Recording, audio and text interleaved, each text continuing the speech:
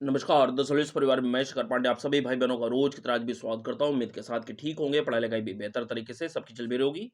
मित्रों, पिछले क्लास में हम लोगों ने रैपिडो सीरीज अंतर्गत कुल 190 नंबर प्रश्न तक प्रश्नों को सॉल्व कर लिए हुए थे और इस क्लास में हम लोग 30, 35, 40 प्रश्न आगे बढ़ने का प्रयास करते हैं। अगला प्रश्न लिखा हुआ है, राष्ट्रपति और उपराष्ट्रपति पद की शपथ के संदर्भ में निम्नलिखित में से कौन सा वक्तव्य सही है। राष्ट्रपति और उपराष्ट्रपति के संदर्भ में प्रश्न पूछा जा रहा है। उनके शपथ के संदर्भ में पहला, संविधान का संरक्षण, सुरक्षा और प्रतिरक्षा करने के लिए राष्ट्रपति अपने पद की शपथ लेते हैं। क्या संविधान का संरक्षण और सुरक्षा और प्रतिरक्षा करने के लिए राष्ट्रपति अपने पद की शपथ लेते हैं? उपराष्ट्रपति संविधान के प्रति अपनी सत्यनिष्ठा और वफादारी की शपथ लेते हैं। कौन सा वक्तव्य सही लिखा हुआ है? क्या हो जाएगा? अर्थात इस प्रश्न में पूछा जा रहा है कि राष्ट्रपति और उपराष्ट्रपति अपने पद की जो शपथ लेते हैं तो किस बात की शपथ वो लेते हैं। तो इसमें जो पहला विकल्प दिया हुआ है वह भी सही है, जो दूसरा विकल्प दिया हुआ है वह भी सही है, अर्थात डी विकल्प सही होगा। एक और दो दोनों ही बातें बिल्कुल सही लिखी हुई हैं। ठीक है, चले अगला प्रश्न लिखा हुआ है, किसके सुझाव पर राष्ट्रपति किसी राज्य के राज्यपाल को नियुक्त करते हैं?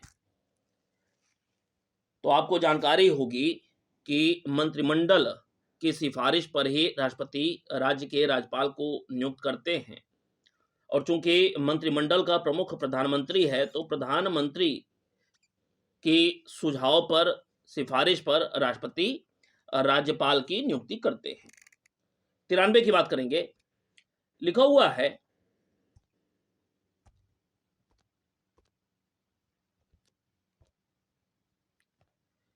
भारतीय संविधान का कौन सा अनुच्छेद कहता है कि संघ के लिए एक संसद होगी जो राष्ट्रपति और दो सदनों से मिलकर बनेगी, जिनके नाम राज्यसभा और लोकसभा होंगे। भारतीय संविधान के किस अनुच्छेद में यह कहा गया है कि संसद एक होगी जो राष्ट्रपति, राज्यसभा और लोकसभा से मिलकर के बनेगी?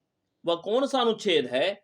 तो भाई संसद होगी कौन से अनुच्छेद में? तो आपको याद होगा अनुच्छेद 79, आर्टिकल 79। आर्टिकल 79 में संसद के गठन संबंधी उपबंध संविधान में किए गए हैं। अगला प्रश्न लिखा हुआ है, सामान्यतया लोकसभा की बैठक में के दौरान प्रश्न पूछे जाते हैं और इस अवधि को प्रश्नकाल कहा जाता है। अर्थात प्रश्नकाल का समय पूछा जा रहा है।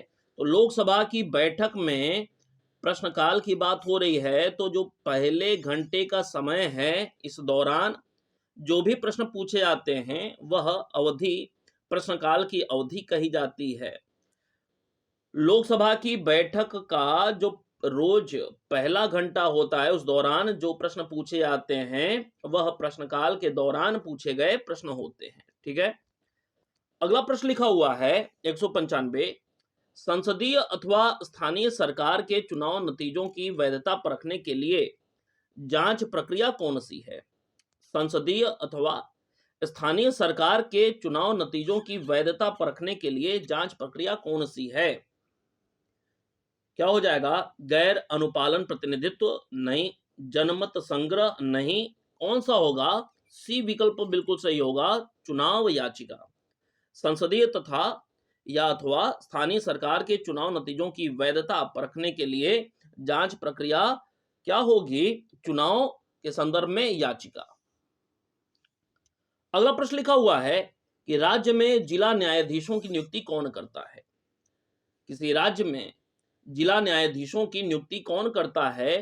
तो जिला न्यायाधीशों की नियुक्ति करने का अधिकार किसके पास है? राज्यपाल के पास है। ठीक है, कौन करता है? राज्यपाल करता है। अगले प्रश्न पे आएंगे। लिखा हुआ है कि कौन सा विषय निम्नलिखित में से कौन सा विषय समवर्ती सूची के अंतर्गत आता है।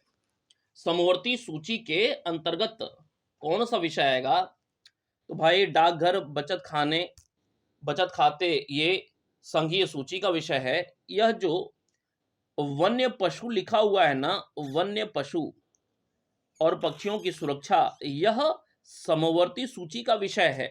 इस प्रश्न में कौन सा विकल्प सही होगा? बी विकल्प सही होगा। समवर्ती सूची के अंतर्गत कौन सा आता है? वन्य पशु और पक्षियों की सुरक्षा समवर्ती सूची का विषय है।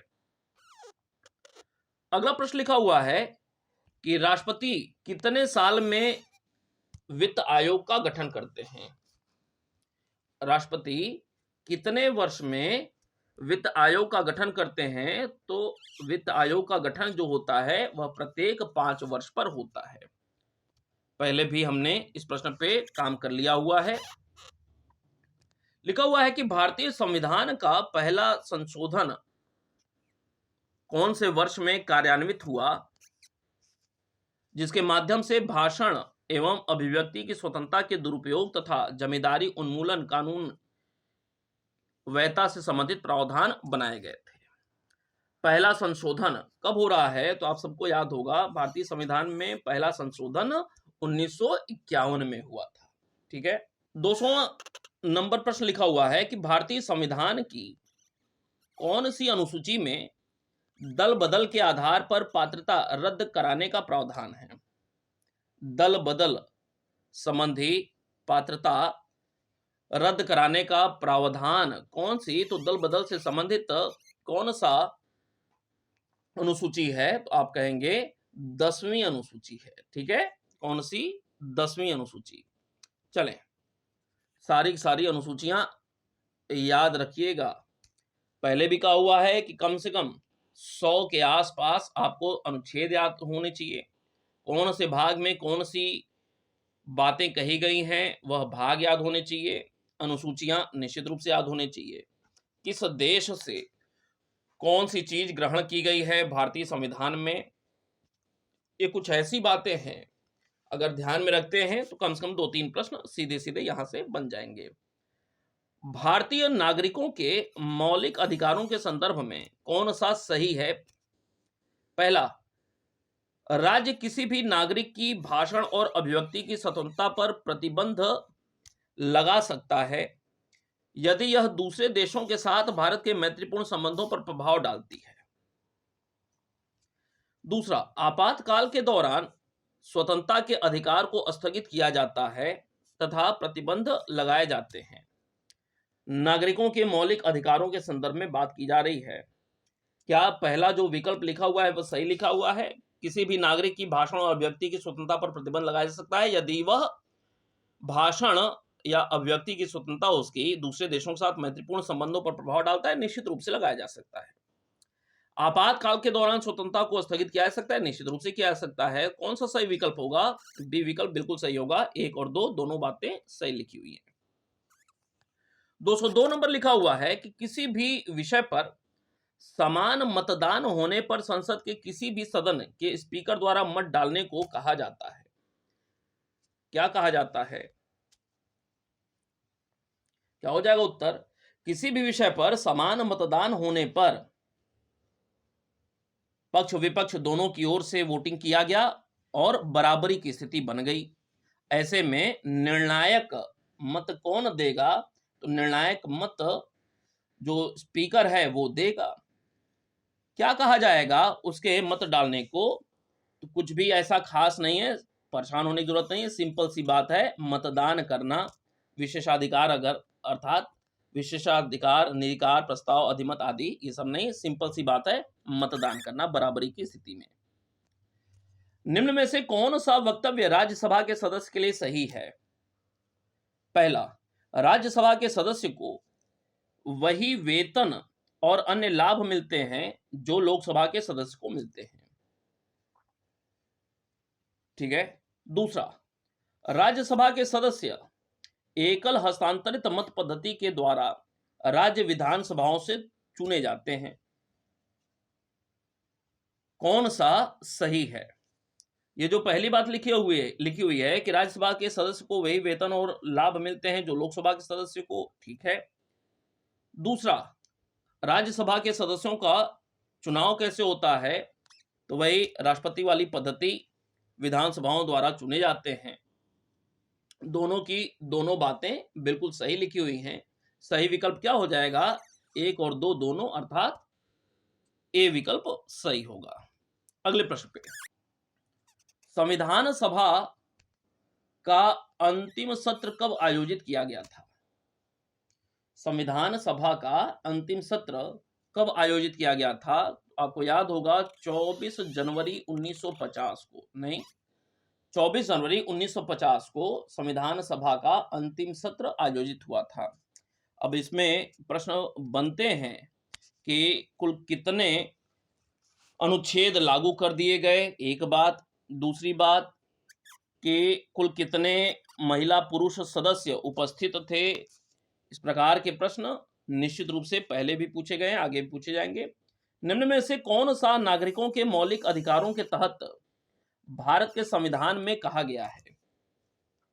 मौलिक अधिकारों के तहत भारतीय संविधान में कहा गया है कि राज्य शैक्षिक संस्थानों को सहायता देने में किसी भी शिक्षण संस्थान के साथ इस आधार पर भेदभाव नहीं करेगा कि वह अल्पसंख्यक प्रबंधन के तहत है, चाहे वह धर्म पर आधारित हो या भाषा पर।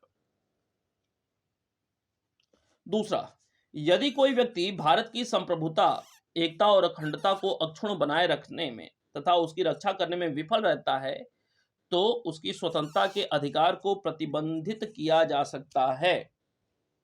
क्या हो जाएगा? क्या उसकी स्वतंत्रता के अधिकार को प्रतिबंधित किया जा सकता है? निश्चित रूप से नहीं किया जा सकता है किसी भी कंडीशन में, ठीक है। राज्य शैक्षिक संस्थानों को सहायता देने में किसी भी शिक्षण संस्थान के साथ इस आधार पर भेदभाव नहीं करेगा, ठीक है। यह जो विकल्प 1 है ना, वह निश्चित रूप से बिल्कुल सही है। इस प्रश्न का सही उत्तर क्या हो जाएगा? डी होगा, केवल और केवल 1, ठीक है। चले, अगला प्रश्न लिखा हुआ है, निम्नलिखित में से कौन सा भारत के संविधान के बारे में सही है? यह दुनिया में किसी भी संप्रभु देश का सबसे लंबा लिखित संविधान है। संसद संविधान को निरस्त कर सकती है। यह संसदीय सर्वोच्चता प्रदान करता है, संवैधानिक सर्वोच्चता नहीं। संसदीय सर्वोच्चता प्रदान करता है, संवैधानिक सर्वोच्चता नहीं। क्या हो जाएगा? इस प्रश्न में जो यह तीसरी बात लिखी हुई है कि यह संसदीय सर्वोच्चता प्रदान करता है, संवैधानिक सर्वोच्चता नहीं, यह निश्चित रूप से बात गलत लिखी हुई है। क्यों भाई? संसद संविधान को निरस्त कर सकती है, क्या ऐसा संभव है? उत्तर है नहीं। क्या हो जाएगा? यह सबसे लिखित लंबा संविधान है, उत्तर केवल और केवल 1 हो जाएगा, यही सही है, ठीक है। जबकि दूसरी और तीसरी बातें बिल्कुल गलत लिखी हुई हैं। चलें, अगला लिखा हुआ है, निम्नलिखित में से राष्ट्रपति की कौन सी न्यायिक शक्ति उसकी परिभाषा से मेल नहीं खाती? राष्ट्रपति की कौन सी शक्ति उसकी परिभाषा से मेल नहीं खाती? न्यायिक शक्ति उसकी परिभाषा से मेल नहीं खाती। पूर्ण क्षमादान का अर्थ क्या रूपांतरण है? कम सजा देना का अर्थ क्या दंड विराम है? सजा को अस्थायी तौर पर टालना क्या दंड का निलंबन करना है? सजा कम करना अर्थात दंड को घटा देना क्या यह है? परिभाषा से मेल कौन सा नहीं खा रहा है? तो यह जो ए विकल्प लिखा हुआ है ना, पूर्ण क्षमादान का मतलब रूपांतरण नहीं है, पूर्ण तौर पे क्षमा दे देना, ठीक है। ए विकल्प गलत है। 209 नंबर लिखा हुआ है, निदेशक सिद्धांतों में परिवर्तनों के लिए एक संवैधानिक संशोधन की आवश्यकता होती है। निदेशक सिद्धांतों में परिवर्तन के लिए एक संवैधानिक संशोधन की आवश्यकता होती है जिसे निम्न के द्वारा पारित किया जाना आवश्यक है। संसद के दोनों सदन के द्वारा, संसद में उपस्थित 2/3 सदस्यों के अनुमोदन और मतदान द्वारा। क्या हो जाएगा?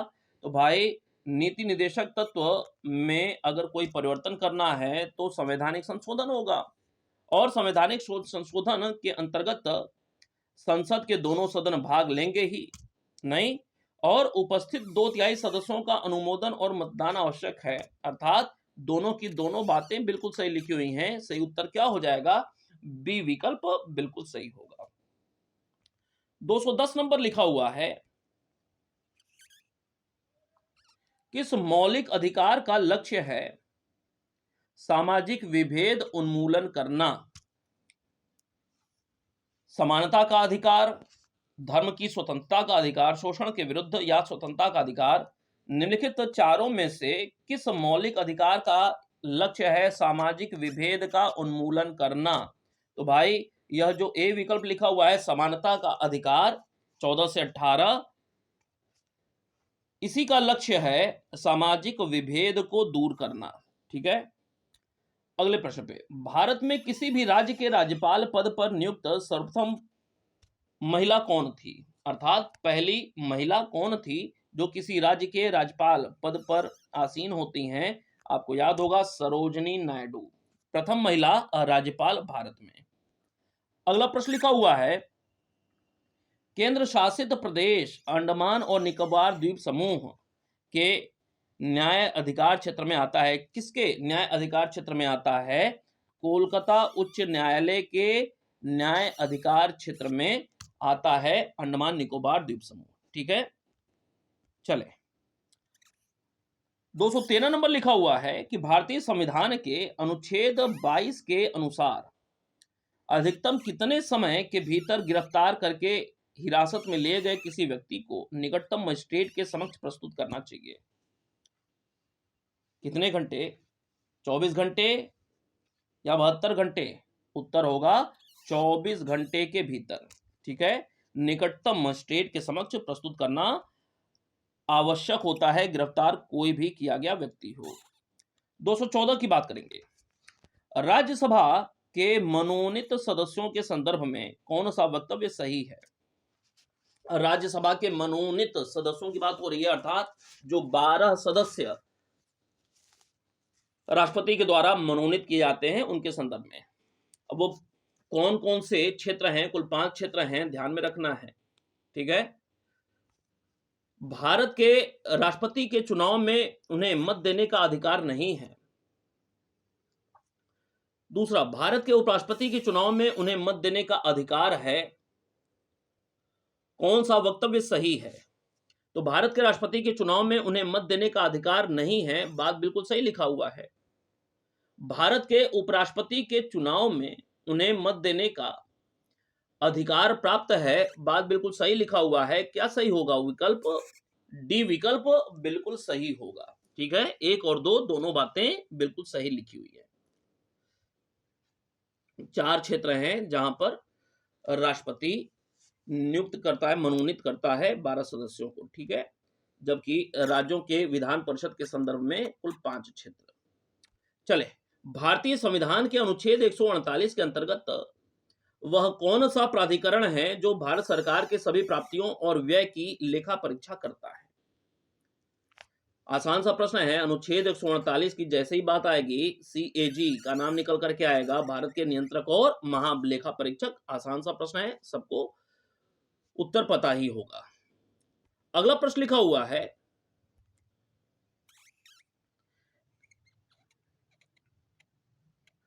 वर्णित में से नीति आयोग के प्रदेन अध्यक्ष कौन होते हैं? अर्थात ये जो 4 विकल्प दिए हुए हैं इनमें से वर्णित में से नीति आयोग के पदेन अध्यक्ष कौन होते हैं? तो नीति आयोग के पदेन अध्यक्ष प्रधानमंत्री होते हैं। ठीक है, नीति आयोग के पदेन अध्यक्ष कौन होता है? प्रधानमंत्री होता है। अब नीति आयोग की शुरुआत कब हो रही है? निश्चित रूप से ये सारे डेट आपको याद कर लेने चाहिए। चले, वह अधिकतम अवधि जब तक कि कोई केंद्रीय मंत्री संसद के किसी सदन का सदस्य न होते हुए भी पद पर बना रह सकता है। क्या हो जाएगा, किसी सदन का अगर सदस्य नहीं है तो कब तक, मिनिमम मैक्सिमम कितने समय के दौरान उसे किसी न किसी सदन का अर्थात लोकसभा या राज्यसभा का सदस्य निर्वाचित हो जाना चाहिए। तो भाई अधिकतम अवधि है 6 माह। ठीक है, अर्थात 180 दिन, 180 दिन, डेट दिन भी याद रखिएगा। 218 की बात करते हैं। भारत के किस राज्य में सुप्रीम कोर्ट ने अनुच्छेद 356 के तहत केंद्र सरकार द्वारा बर्खास्त की गई सरकार को बहाल किया? अर्थात सुप्रीम कोर्ट ने अनुच्छेद 356 के तहत केंद्र सरकार द्वारा बर्खास्त की गई सरकार को बहाल किया। तो भाई सुप्रीम कोर्ट ने अरुणाचल प्रदेश को बहाल किया हुआ था। केंद्र सरकार द्वारा बर्खास्त कर दिया गया था अरुणाचल प्रदेश की सरकार को, लेकिन सुप्रीम कोर्ट ने अपने आदेश के द्वारा इसे बहाल किया था।